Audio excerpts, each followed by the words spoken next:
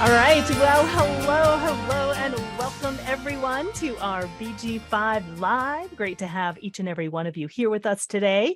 And today is August 16th, 2022. This is episode 169. And today we're going to take a look at two traits.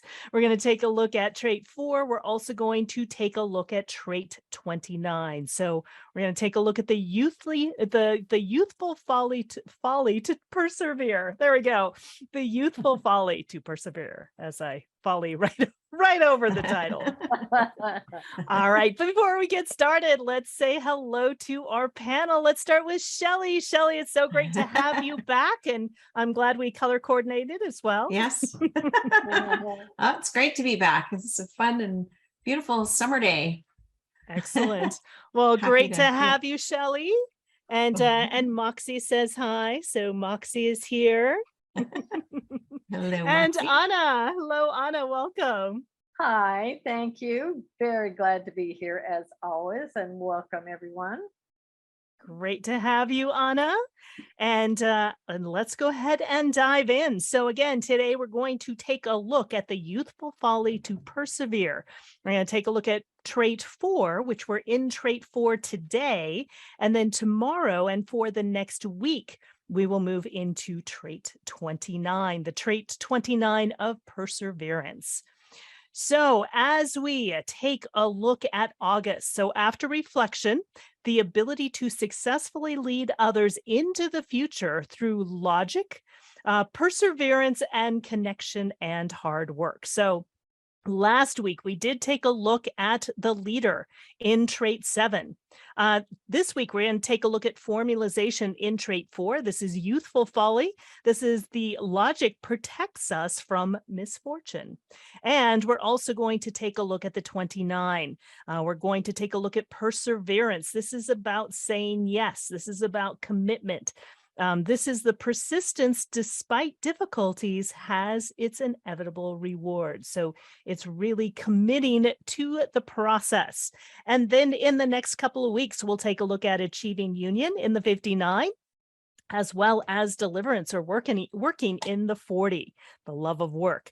So again, August is purpose fulfilled through bonding, through connecting with others, through co-creating. And so as we take a look at formulation, as we take a look at perseverance, knowing that both of these traits are here to be shared. Right? So sharing this logic, sharing this formulation of putting our doubts at rest or putting together things in a formula, and persevering, basically saying yes and committing to the process, no matter how difficult it happens to be. So let's start with today's theme. So today's theme, again, is about formulation. It's the energy to beguile and succeed despite ignorance. It is the freedom from retribution. It's an answer, a formula, but it's only a potential. So even though you may have an answer, even though you may have a formula, it really is just a potential. We still need to test it out. And it's about youthful folly. This is logic protects us from misfortune. So it is taking a look at, as we create these formulas, as we take these doubts and put them together in a way that seems very logical, we know that it's simply a formula. And again, that formula still needs to be tested. This is also having the ability to formulate logical answers when you have enough information, and each answer or each formula is only a potential that must eventually be tested and substantiated by facts. And this is the mental awareness. This is in the this is in conceptualization. So it's the mental awareness to judge what looks suspicious or what does not fit into the pattern. So again, taking a look at formulating an idea, formulating a process, formulating an answer, and also being able to recognize, that's part of what the doubt is on the other side, to recognize what maybe doesn't quite fit into the whole pattern as well. So I would love to hear from Shelley and Anna with formalizations. I forgot to look if either of you have this trait 4 within your design, and I would love to hear what your experience is or what you've seen with trait 4. You want to start, Shelley?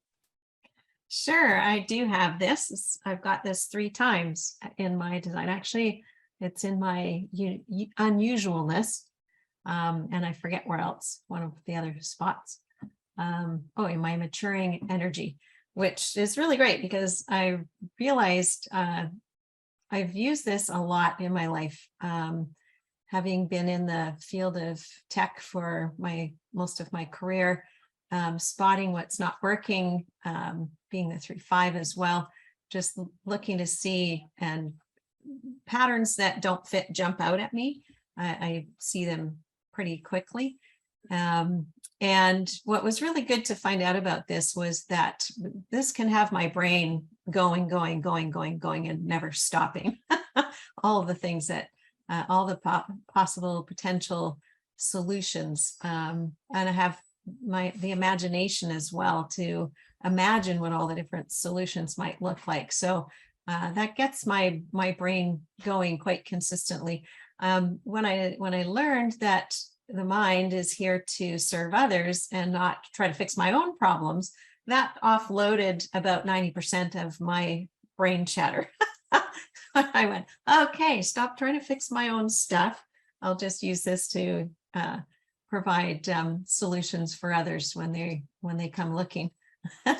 And that's what I intended to do in the field of IT as a business analyst. I find myself doing it with clients now, that people that come to me typically have a problem that they're looking for options around. So what are some potential solutions for how we can resolve whatever is going on for them? And like I said, I have my imagination and my mind just start pumping stuff out. And sometimes it sounds wacky and crazy.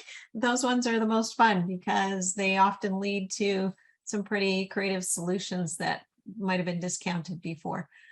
The other thing that was really great to learn was that with the open conceptualization, of course, I want it to be right. No, my solution's right. This is the one we should do.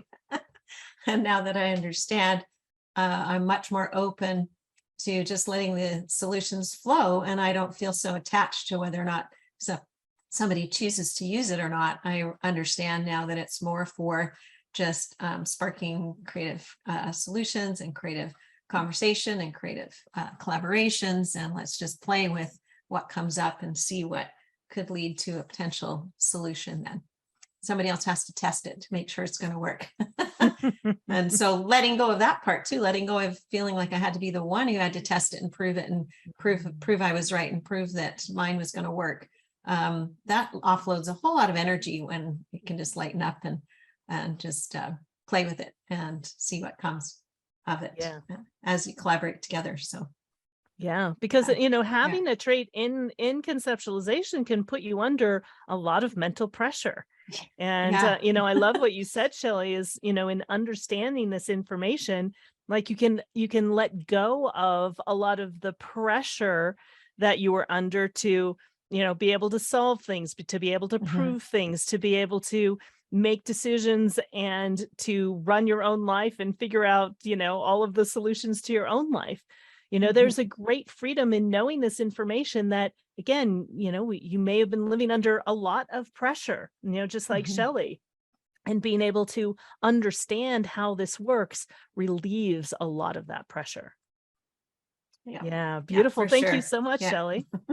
And how about for you, Anna?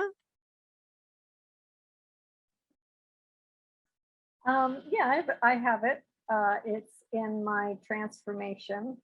And a couple of responses. One is, I always think when I was raising my kids, something would happen and they would say, "But Mom, I didn't mean to," and there's sort of this beguiling energy of whatever they did or didn't do or something. it's not quite innocence, but it's like they don't have all the information of the impact that whatever went on. So there's this kind of like, well, I didn't know, or I didn't know what was going to happen, or I didn't know this was going to, sort of, I always think of that. It kind of makes me chuckle because I've done it. I've seen other people do it. Doesn't matter how old you are, but kids do it quite easily. That's what makes me think of the beguiling. And sometimes you just, you get in a situation, you're looking for an answer, or you hear somebody else's problem, because this is about other people's questions and doubts.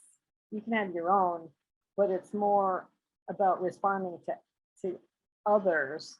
And like Shelley was saying, this isn't about fixing your own problem, even though design isn't even about fixing anything. But this sort of allows you to come up with an idea and experiment with it. And to me, it coordinates with the emotional wave, because you can have a brilliant idea. Oh yeah, that's gonna work. And then you sit on it for a little while and go, maybe not. And then you go, maybe not, maybe not. And then it comes out, well, yeah, maybe, let's try it. So there's this cycle that I have experienced with formulating an answer. It sort of has its own energy, and I have experienced a lot of pressure to come up with an idea, or just the pressure of thinking a lot. And which I've learned to use it as entertainment for myself, because I have a very active mind, but I can put it to use. I can connect some of the dots for some people. And again, it depends on if you're expecting it to be a solution for somebody else, it may not work. You have to just sort of let the possibility be there, and then life or experimenting or testing sort of plays it out to see what's valuable or not about it. Yeah, beautifully shared, Anna. And I love that, just having, just really having fun with it, using it for entertainment. So instead of having, the pressure that, you feel like you have to do something about, being able to really enjoy it and enjoy the way that your mind works, that your mind operates. Yeah, really beautiful. Thank you so much, Anna. And if there are any of you who have trait 4, we would also love to hear from you as well. So all you have to do is raise your hand. So if you're here live in our Zoom room, we would love to hear your examples of having trait 4. Also, if you are live in Facebook as well, please feel free to type in. So yes, Rebecca. Oh, let me make sure. There we go. Okay. Hey, Rebecca. I think what comes up for me is whenever I'm learning a new healing modality, I'm going, well, let's see, it sounds interesting, but does it work? And then sometimes it resonates and sometimes it doesn't. But what I do is I try it out on people that I know. And if it works, then it works. And if it doesn't, it doesn't. But again, it's like a concept, an idea, a strategy. But again, this is in service to others, because it's like I hear the idea and then I sit there and go, and then I apply it and see if it works. And then it either does or it doesn't. So, yeah. And that's one of the things with the logical process is it does need to be tested. And the other things we have to be really careful of when we're talking about logic is that you can also lie with logic as well, right? So you can have two completely different sides, both having the quote unquote facts or have formalized an answer, and yet they can be complete opposites. So you can also lie with logic as well. It's interesting that it has the freedom from retribution, because just because you created a formula doesn't necessarily mean the formula is going to work. However, because it seems very logical, everybody assumes that it would probably work, but you don't really know until you've tested it. And so, again, an answer and a formula is only a potential. And it's sort of this youthful folly of, kind of like what Anna was saying too, is just sort of having fun with it as well. When we get really into, believing that because it's a logical solution that we haven't even tried, but it looks logical and we end up believing it, sometimes again, there's that freedom from retribution because it was really only just an idea. We didn't really test it. So I find that very fascinating as well. So thank you so much, Rebecca. Yes, Shelley. Yeah, that just reminds me, my in my unusualness, the quality is 4, which is about network and influence and relationships, bringing people together kind of thing. But the name for it is called the liar, which really translates into the actor, somebody who can try on, try out, act out potential solutions. And again, just play and have fun with them. And I recognize that my trait of imagination really supports that. My strength of imagination really supports my ability to be able to try on and act out many different solutions just to see how they might turn out, whether that logic in them actually does work or not. So it's funny, even the liar, I think of it works for somebody somewhere some of the time. Like even if the logic looks right and it doesn't work in a particular situation, to me it seems like there's infinite possibilities of when that might work. And some people may see it as a lie, but it really is just that the place where it works hasn't been discovered yet, kind of thing. So things aren't so black and white for me. They're very gray. Everything is a possibility in my mind. It's just when and where might it work that we haven't discovered yet. So and oftentimes, for example, brainstorming, this is a great trait to have as far as brainstorming goes, because part of the point of brainstorming is to have fun with all of the different ideas, no matter how crazy the ideas are. You were even mentioning that, Shelley, right? And sometimes the craziest ideas, when you start testing them, actually end up working, even though they seem crazy. Yeah, and actually, we did that a lot in coming up with potential solutions for tech issues. We'd start with a chart and just write the word banana on it. And people would just brainstorm from banana. What's it remind you of? And you would not believe, it didn't matter what word you started with, you would always end up coming around to whatever the issue was and a way to solve it. It was fascinating and so fun to do. So lighthearted and easy, and way easier than really stewing over it, trying to put logic in place. So that's such a great example again of that youthful folly of really being able to, in a sense, as Anna mentioned before, really enjoy that whole process. I love it. And Andy's sorry, go ahead, Anna. Well, I was just going to segue with what you were saying. And when we talk about this idea of suspicion, a lot of times we limit what's possible. Being suspicious, no, that's not going to work. Or, it can go both ways. Like, you might want to investigate this a little further, it might look too good, and maybe it is.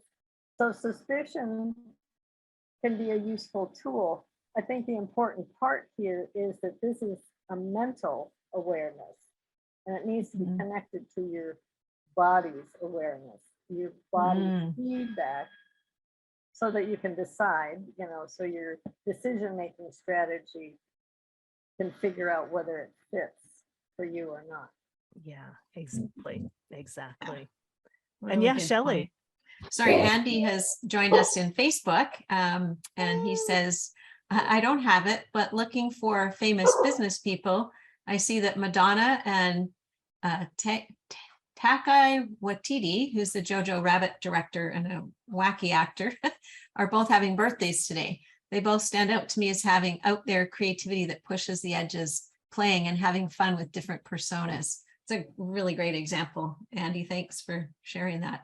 Yeah. Yeah. Yeah. And Andy, if yeah. you want to join us live, we would love to have you here as well. So and feel free to stay on Facebook if you'd like, but we'd love to have you live here also. Well, thank you Yeah. so much, Andy. Excellent. And let's take a look at and Daphna. Yes, Daphna. Yes, I also have trait 4. And I remember all my life, when there is some sort of uncertainty or some tension, I look for a logical answer. Like when I used to travel by plane and the airplane would bump around. But the minute I looked down and I saw that we were over the Alps and there was a reason and there was logic why the plane was shaking, then I got relaxed. And I always find those explanations, the logical answers, to get me out of any other trouble. Oh, I love that. I love that. Yeah, beautiful example, Daphna. And thank you so much for sharing as well. Again, you know, there's a fear associated with it. And when you can, in a sense, find what the logical, what the logical solution is or the logical reason is, it also, in a sense, puts your mind and also your body at ease as well. And many times when you can at least start to conceptualize what that formula is or what that solution is. Yeah, thank you so much, Daphna. Great to have you join us. All right, let's take a look at how you get affected when you are connected. So this is the shadow of trait 4, or when you don't have trait 4. Again, this is specifically if you have the 63, right? The 63 is the trait of doubts, but you don't have the 4. So you may lack, so it could be the lack of answers to life's pressing questions that cause anxiety, right? So there can be a lot of anxiety if you don't have the 4, just like what Daphna was just stating, to be able to, figure out what is, potentially what's going on very logically. So do you make decisions from the mind based on anxiety? Oftentimes, if you have fears or anxieties, you can have a tendency to make decisions from the mind. Do you feel like you don't have the answers you need about the future, causing a lot of doubts? So again, the 63 is about doubts. And so the doubts are just sitting there without any real logical answers. So the problem is that you feel a pressure and you feel the pressure of suspicion and doubt and constantly question what feels insecure about the future.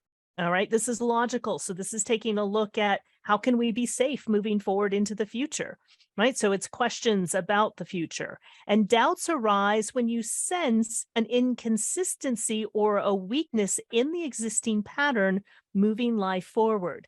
And when that doubt is focused inappropriately inward on your own life, a very deep mental anxiety can arise. The solution is, again, getting out of the mind, right? Kind of what Shelley was talking about, not making decisions from the mind, because that can put you under a lot of pressure.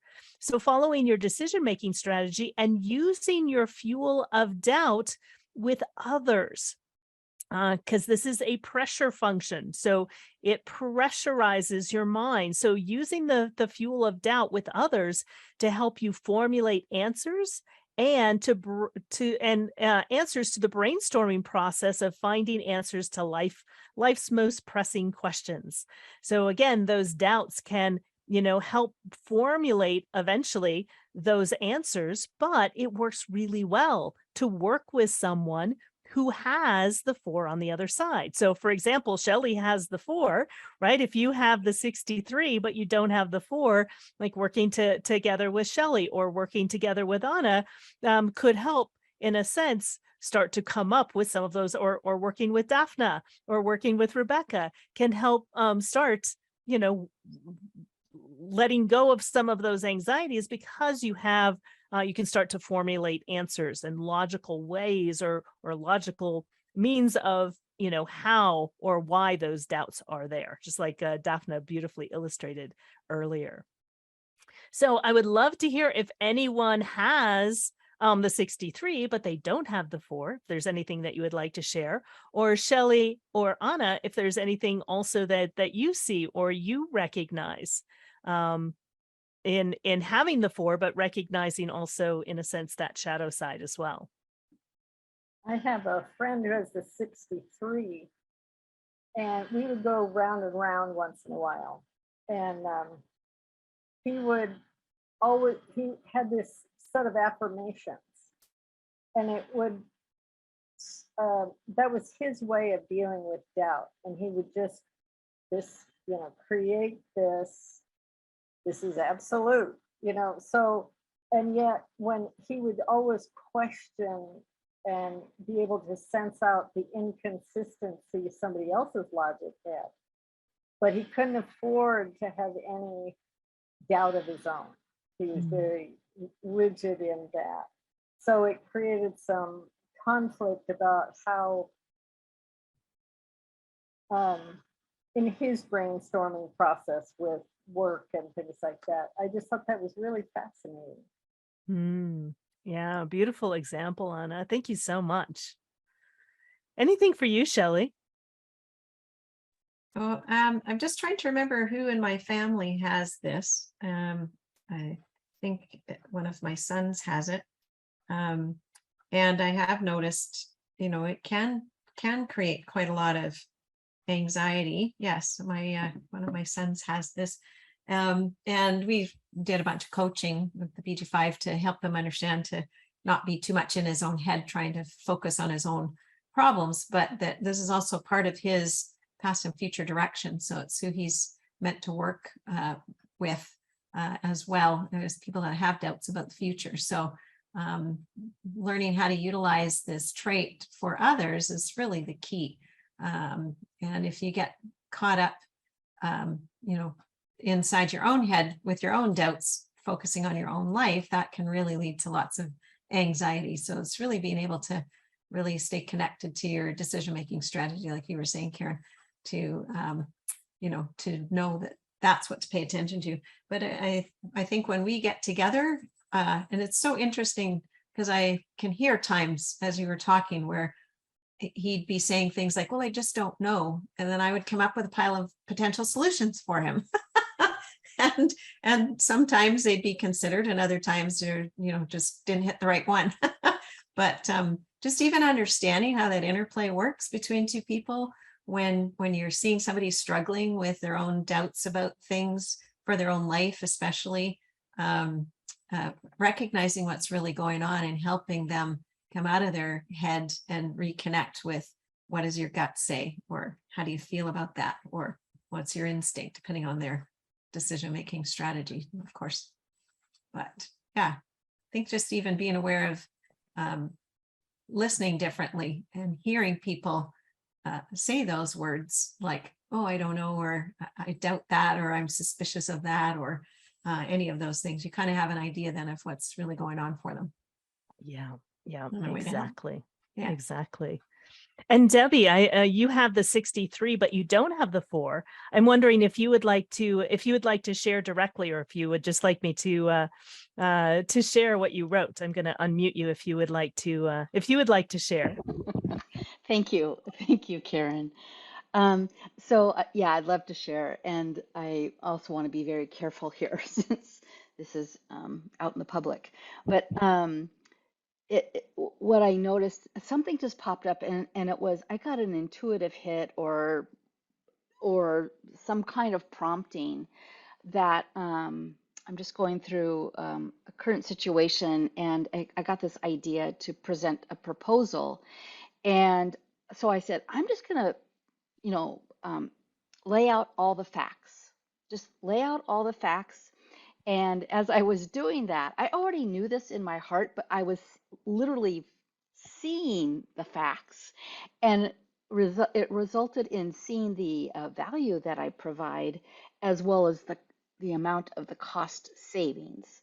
And I'm just going, wow. And it was a very empowering exercise for me. And so, and then I just basically, shared, this is what I want. And it doesn't matter if, and I even said, it will not hurt my feelings if you do not move forward. But I cannot tell you, Karen, it was so empowering, just that exercise alone. But this is something I've never done before. So it's got to, I really attribute it to the energy that is occurring right now, just based on what you guys are all talking about and sharing. So I haven't received a response yet, and that's okay because I just I did it. So Yes. anyway, it was really cool. Yeah, and that's one of the things about when we take a look at these individual traits. Again, Debbie has the 63, but not the 4. However, this week, the 4 has been activated. So one of the things that you may have seen this week is that, again, it sort of empowered you or connected that so that you were able to see, what your doubts were and find some potential logical solutions on the other side. And this is one of the things with BG5 is that, these can be anything that you don't have defined can be very conditioning. But on the other side, when we are aware, we can also take advantage of that energy. So that sounds like exactly what you did, Debbie, in taking advantage of having trait 4 defined for this time period. It gave you that extra oomph. It gave you that extra empowerment. It gave you that extra energy to share what you really need and to put together that proposal. So Exactly. really powerful. Thank you so much for sharing that, Debbie. Yeah, you're welcome. Yeah, beautiful. All right, so that is trait 4. Now, one of the things that I would invite you to do is take a look at we're in trait 4 today. We were in trait 4 this past week. So taking a look at where these different things showed up for you last week, where again, you may, have all of these different ideas come into play. You may be formulating logical answers to move you forward into the future. I'm giggling to myself. I don't have the 4 or the 63, but one of the things I have been doing this week is formalizing all of these, possibilities and, all of these, maybe we can put this together this way, and maybe we can do this, and maybe we can do that. So this ability to formulate different potential solutions to move us forward into the future. So that's something that you may have recognized for yourself last week, and I invite you to explore that and see if this shows up or if you recognize this in the last week. Now, I also want to make sure that we fit in this week because tomorrow we move into a different trait. So let's take a look at next week's theme, or I should say kind of this week's themes, but basically between now and next week, if you will. So we're really taking a look at starting tomorrow. We move into the trait 29. We move into the 29 of perseverance. I find it interesting on the other side of the 29. If we take a look at what grounds the 29, you can see it right over here. What grounds the 29 is the fates. So I'm like, interesting. So, are the fates going to take hold? What are we going to be saying yes to? What do we need to persevere through in the next week as the fates take hold and ground this perseverance? So this is about saying yes when we see perseverance. So this is committing your energy to a new experience. And this is also known as the abysmal. This is the energy to persevere despite circumstances, right? So that's why I have this image here of really persevering despite all of the circumstances to be able to eventually get to the other side and the lessons that are there on the other side. This is the deep within the deep. This is persistence despite difficulties has its inevitable rewards. This is the strength of this is part of the strength of discovery, right? So in a sense, it's really committing to an experience and then letting go of expectations and seeing where it takes you. And you really won't get the lessons until you get to the other side. So maybe an interesting week. Discovery does not lie in the commitment, but in the process. The commitment is the beginning of the discovery process. So you must commit first, right? But discovery in itself, that's what the strength is, does not lie in the commitment, but in surrendering really to the process. And again, to persevere despite any difficulties. And especially if you have this trait of the 29, it's really important that you say yes to the right things. So it's best to wait until you are quite clear that you'll have the energy to invest over the long haul. Because, especially if you have this trait, once you say yes, you need to surrender to the process until it comes to its natural end. So it's important to let go of any expectations, as you cannot know where your commitment will take you until you get to the other side. And again, sometimes you have to weather the storm. Sometimes you're like, oh my goodness, did I even make the right decision?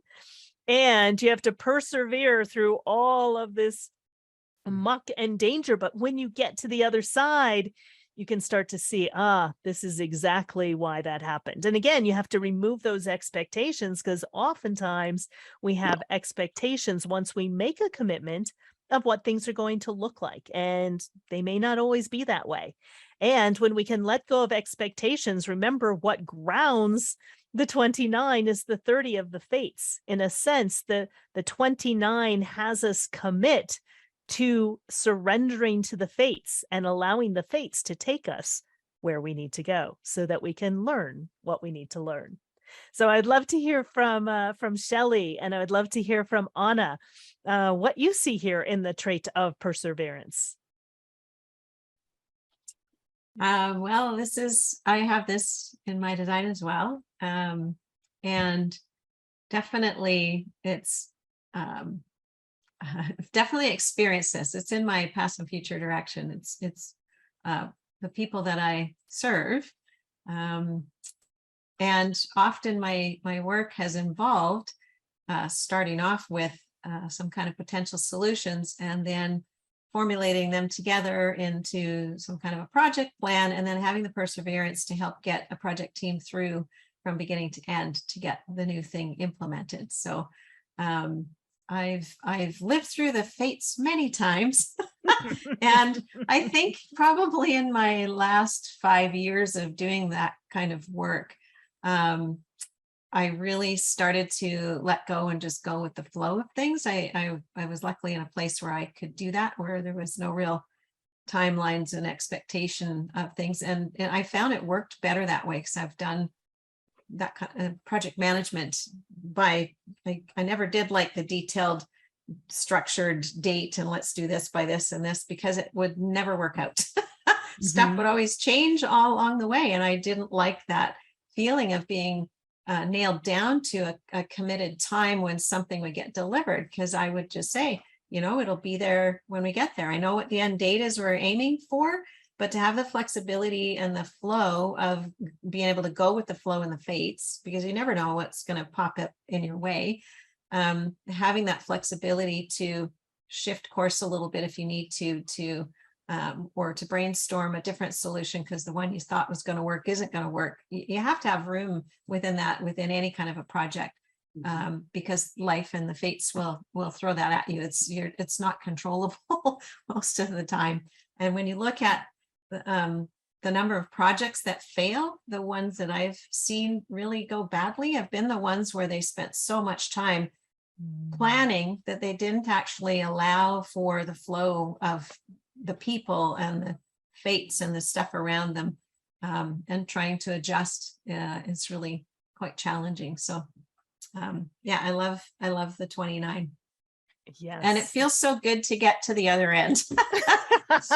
It's like going through a great adventure and getting to the other end and feeling satisfied that the commitment was correct, and you might not have got there the way you thought you were going to get there, but you got there. Yes, Yeah. exactly. Exactly. And what a beautiful example as well, because again, when you have things structured so rigidly, sometimes again, that's the expectation that it's going to work like clockwork, Yeah. this. And again, the fates take hold and you never know. And so being able to adjust on the fly is, part of being able to persevere despite the difficulties as well. Mhm.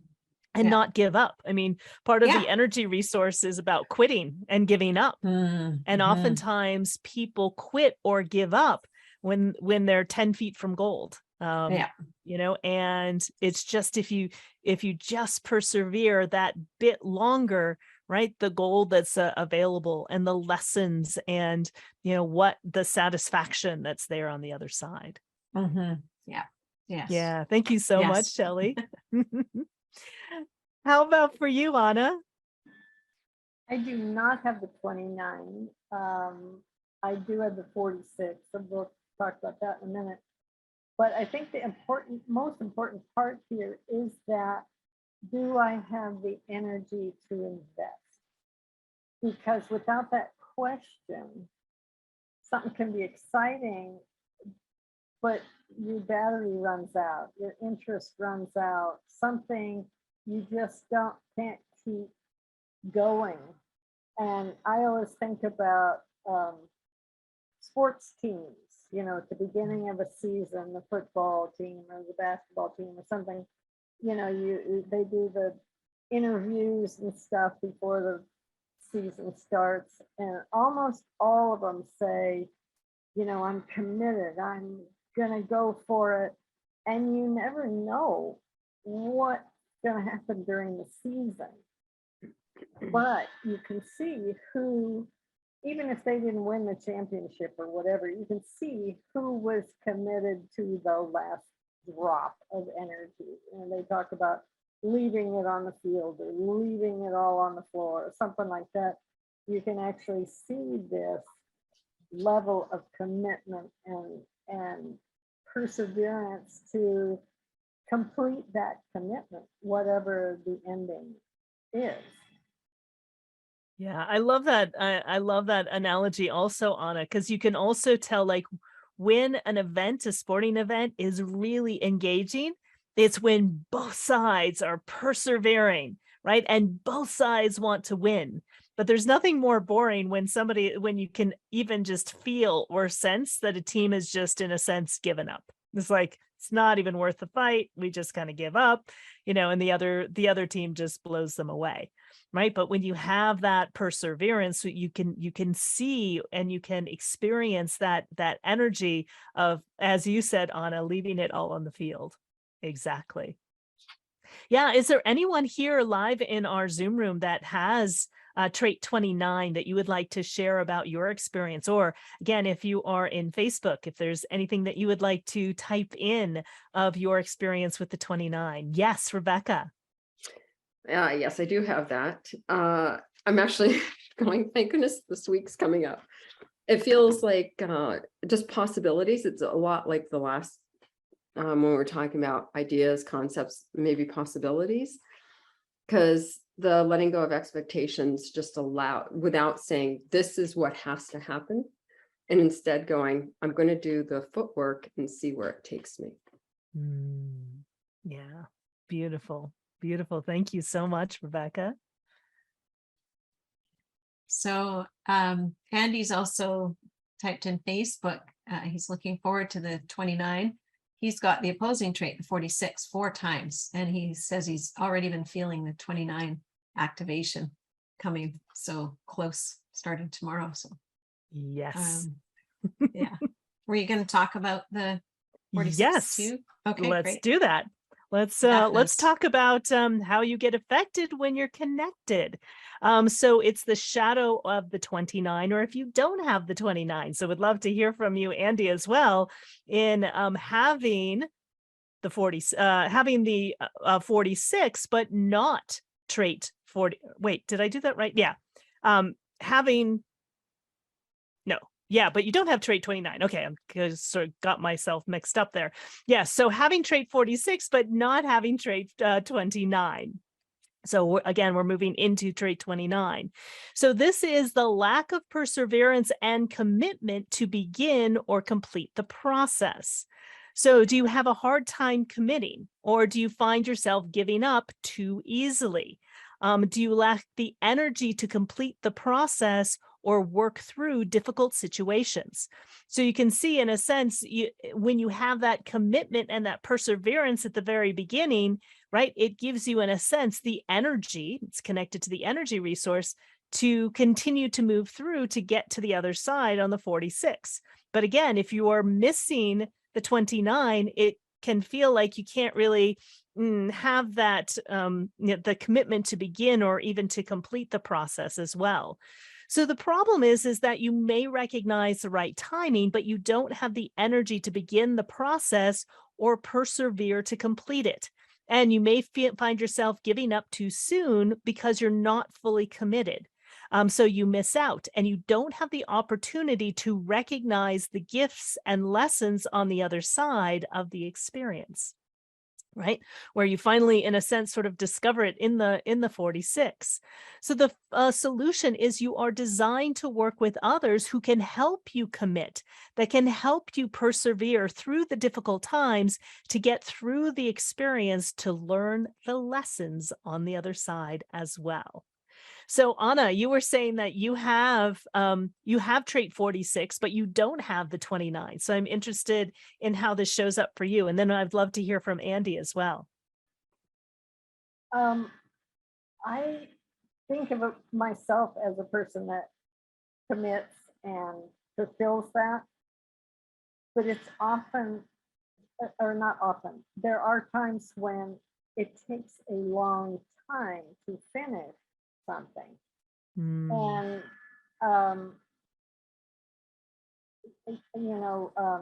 as an innovator, we don't always have a lot of energy. It's inconsistent. So this week it's interesting with the 29, I feel more energized I have something pending. It's like, oh, hey, now, I can rally to this. And I guess what I notice about the shadow, the 46, is I have to be careful of this sort of ebb and flow of the energy, not so much the commitment, but the energy. That I have the willpower, so I can say, okay, I'm going to do X, Y, Z, but I don't have the 29. So I've really watched how that sacral energy is not so consistent with me and where it can be with somebody else. Yeah, so it'll be interesting to see, Anna, this week, what kind of energy you have. Yeah. Yeah, same thing with Andy as well, because you're also an innovator. I'm curious as to how you see this.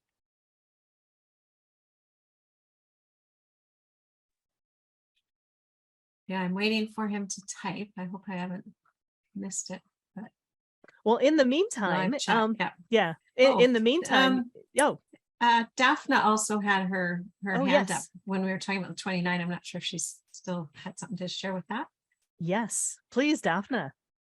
Yeah, I also have the 29. Today I've got both. And I do have perseverance. My kids said that they've never seen anybody like that who doesn't give up and goes on and on and on with everything, in spite of all the difficulties.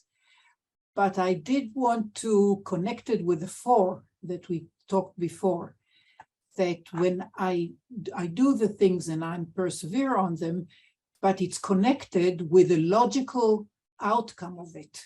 It's not an expectation, but when I understand, for instance, that I have to do physical training, and I know that if I do the physical training, I'll be watching my body and so and so. So this logic is there all the time. And I have the 29 in the what's it called? In Mars, in maturing energy, folly, the youthful folly. And my 4 is in the core, unconscious core. So those, I just see the connection between them. Yes, yes. And that's one of the, one of the things as we're looking at each trait individually.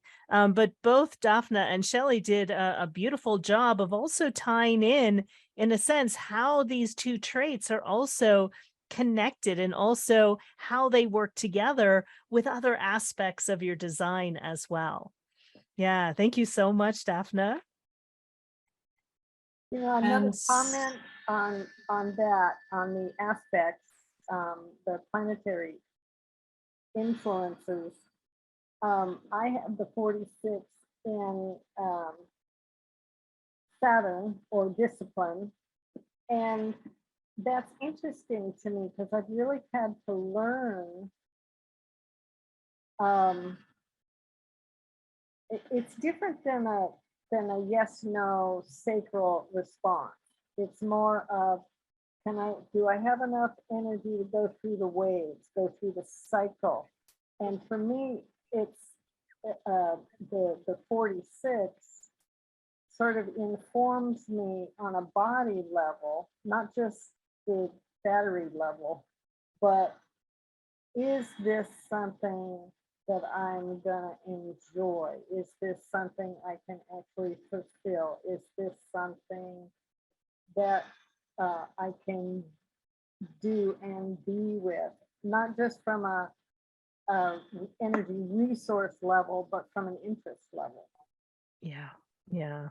And also I meant to say that what I sort of understood because of the Saturn energy with the discipline energy, I've come to associate the need for infrastructure in the 29, not just the singular energy resource, but the whole design itself, the whole infrastructure that helps that commitment, helps that perseverance come around.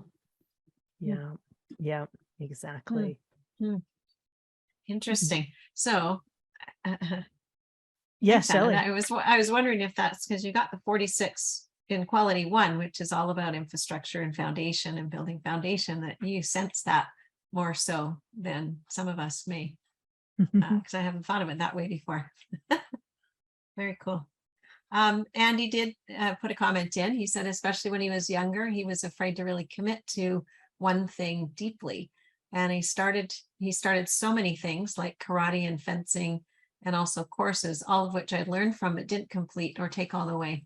And finishing projects has not been a strength. So there's trouble getting started and trouble finishing. So great to know that it's in working with other people then that have got the 29, that working together on projects can help you get that stuff done. Yeah, committed to it in the first place correctly, and move it towards the completion. Yeah, exactly. And I don't have the 46, and that's been was a big shadow most of my life until I learned about this and was able to kind of let go of it. But the 46 is also about the love of being in the body, correct? The love of being in this physical form, and anything to do with body awareness, body issues, body image, all of that. I had the persistence and pressuring this 46 of, creating all kinds of static and shadow around how to be in the body. Right. Everything to do with being in the body. So, and I think a lot of people, a lot of women especially, have struggled with that in our culture, especially. What are we supposed to look like when we're in this body? Thankfully, that's all changing now, and people are opening up and becoming more aware of just being ourselves, and whatever we look like is great. So, yeah, great. Oh, it looks like the chat was disabled. We'll have to check on that, Shelley, but we have Lisa was saying that the chat was disabled, so I thought I put something about the 29. I don't know if you'd like to share that, Lisa. Oh, there we go. Yes. So one thing about the 29, it's in my design, so it's an unconscious thing. And so when the timing is right, it's just an intuitive, it's in line 2, and it just feels right to make that commitment. And I always would say, like, you make the commitment and then you just free fall. It's like you just totally go into it 100%. And with this faith that you're going to be okay. And I didn't put that in the wording, but so it's like a cliff diver who is diving forward head first, knowingly into the water, versus somebody who's maybe falling backwards and grasping the air, and a free fall where you're not in control. So yeah, and it's exhilarating, and you just, again, when the timing is right, and you fully commit. Yeah, beautiful example, Lisa. And also kind of, one of the things that that you also kind of described also is moving from the 4 to the 26, right? We just looked at the 4, moving to the 26. There's sort of this youthful folly, right? And then this perseverance to, continue to move forward despite whatever the difficulties or the circumstances are. And so continuing to look at this week, to take a look at, where you may have had all of these ideas of things that have worked out or not worked out, and then taking a look at, persevering to those things that you've committed to in this coming week. So it'll be interesting to explore. Can I just add one thing? Yes, That please. As you were talking, so I also have a conscious 4 in my Venus, and it's a 4th line. And so as you were talking, I was like, maybe my 4 pulls in that correct thing that the 29 then, when it comes in, is like, yes, this is what is the one to commit to. Of all that stuff that was floating around, when it drops into the 29, it says, yes, this is the one, and it feels right. Yeah. Oh, I love that. Do you experience that too, Shelley? I'm curious because you have both too. Yeah, and it's interesting because I'm looking at all of the traits that are coming up for the rest of this month, and I have them all, and I can see how they all work together, but especially I love what you just said, Lisa. That makes so much sense, because I feel like that's the process I would go through when putting a project together, is exploring all the options first, gathering all the information from pulling everybody together, explore all the options, go through that creative kind of brainstorming process to really get clear on what we're trying to do. And then really what we're committing to is the goal we're trying to achieve. And it almost doesn't matter how we get to the goal. We're just, it's like you said, we're not going to scramble through and go, oh my goodness, I don't know, and just pick one. We wait until that option feels like the best road to take, and then we explore how that unfolds and see where that takes us, going kind of that one step at a time. But the perseverance is to continue to discover what are the options that are going to get us to our goal. So I feel like, and I have the 39 as well, which is about getting around obstacles that are in the way, and persevering past the obstacles to get us there. So it's a real creative process, I feel like, that goes back and forth between the 4 with logical potential solutions, and then committing to the one that makes the most sense at the time, the one that feels right in the body to pursue. And yeah, I can say that that's how I've worked in the past with this, and I love the process. I love it. It's very creative. Yeah, love it. Really, really great examples. Well, beautiful. Well, we have come up to the end of our BG5 Live. Again, if you are new to BG5 and you are wondering about your own design, do you have any of the traits? Do you have trait 4? Do you have trait 29? Do you have what's on the other side? You can get a free report as well as a free chart by visiting our website at bg5businessinstitute.com. You can also watch past episodes in our free resource library. And again, we would love to invite you to participate in our courses that are coming up in September. September's right around the corner. I was just working with a couple of our instructors and going, oh my goodness, the September's just a few weeks, right? So it's back to school time.